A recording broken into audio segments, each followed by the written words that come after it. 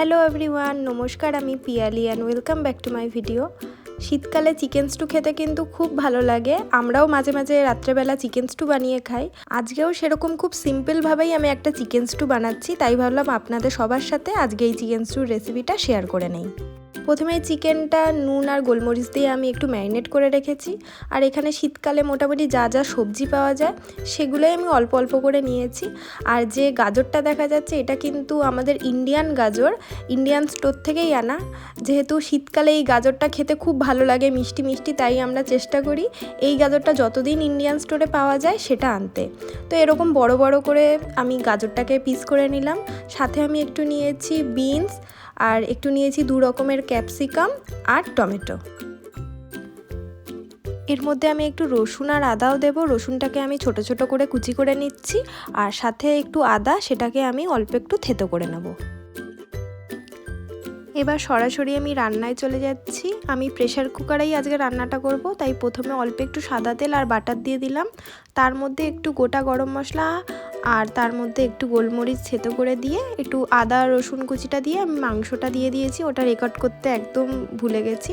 তারপর আলু, সমস্ত রকম যে সবজিগুলো কেটে রেখেছিলাম সব কিছু দিয়ে হালকা নাড়াচাড়া করে নেব।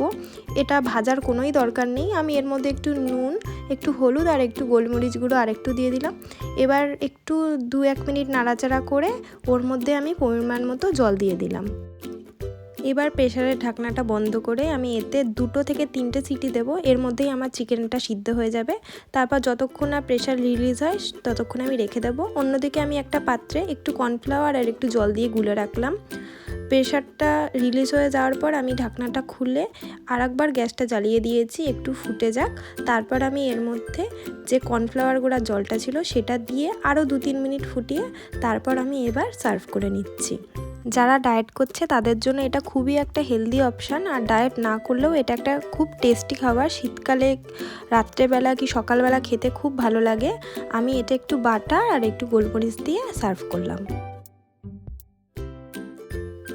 শীতকালে বাসন মাজতে কিন্তু খুব কষ্ট হয় এখানে। যদিও 24 ঘন্টাই কলে গরম জল পাওয়া যায়, তবুও আমাদের অ্যাপার্টমেন্টে যেহেতু ডিশওয়াশার আছে তাই ভাবলাম আজকে সেটা ইউজ করা যাক। 1 বছর হয়ে গেল এখানে এসছি, একদিনও আমরা ডিশওয়াশার ইউজ করিনি। তো আমাদের বাড়িতে এরকম ডিশওয়াশার ট্যাবলেটও ছিল, সেইটা দিয়েই কিন্তু এই ডিশওয়াশারটা ইউজ করতে হয়। নর্মাল কিন্তু বাসন মাজার সাবান বা লিকুইডে হয় না। তো ডিশওয়াশারটা আমি চালিয়ে দিলাম। ইউটিউব দেখেই কিছুটা শিখেছি যে কিভাবে চালাতে হবে।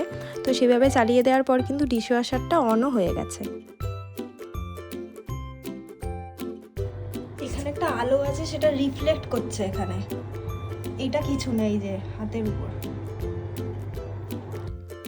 প্রথমবার ইকো মোডেই এই ডিশওয়াশারটা আমি চালিয়েছিলাম, আর তাতে 3.5 ঘন্টা সময় লেগেছিল।